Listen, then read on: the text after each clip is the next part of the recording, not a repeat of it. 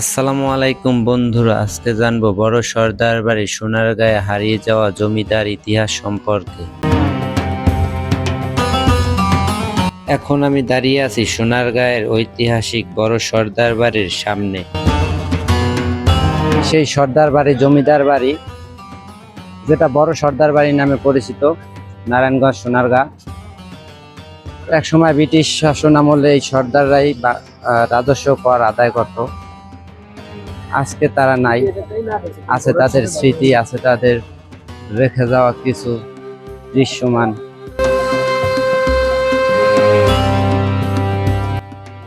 এখন প্রবেশ করব বড় সর্দার বাড়ি।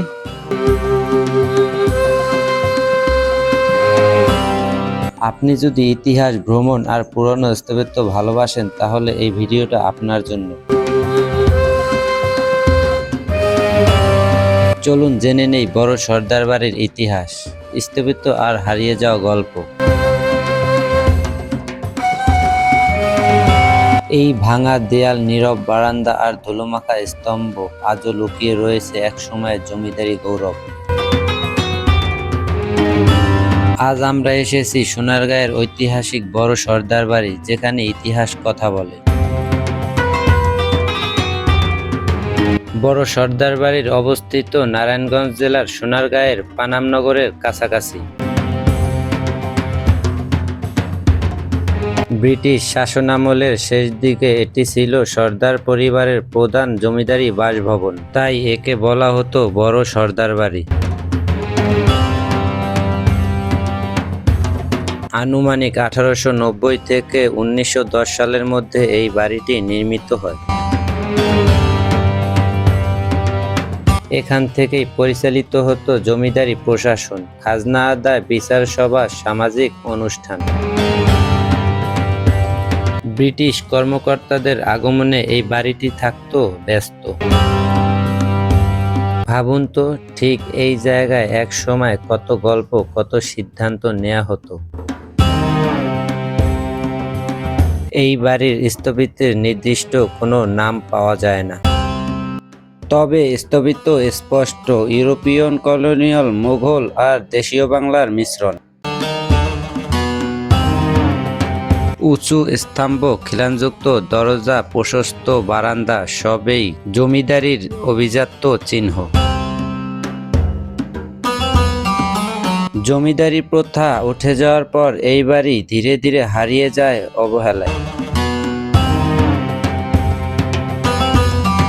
আজ দেয়াল ফাটল ধরেছে, ছাদ ভেঙেছে, তবুও মরে যায়নি ইতিহাস। বড় সর্দার বাড়ি একটি পুরনো ভবন নয়, এটি আমাদের অতীতের সাক্ষী।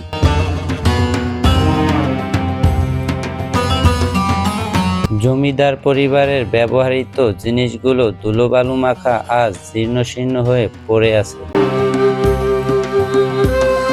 এই বড় সর্দার বাড়িটি দেখার জন্য দেশি ও বিদেশি পর্যটকদের উপচে পড়া ভিড় লেগে থাকে। এই এলাকা প্রাচীন সোনারগাঁয়ের অন্তর্ভুক্ত হওয়ায় ঐতিহাসিক ও সাংস্কৃতিক গুরুত্বে ভরপুর। এই সর্দার বাড়িতে প্রবেশ করতে আলাদা টিকিট নিতে হয়, যার মূল্য বাংলাদেশিদের জন্য মাত্র 100 টাকা। সোনারগাঁও জাদুঘর সহ পুরো সর্দার বাড়ি ঘুরতে পারবেন মাত্র 150 টাকায়।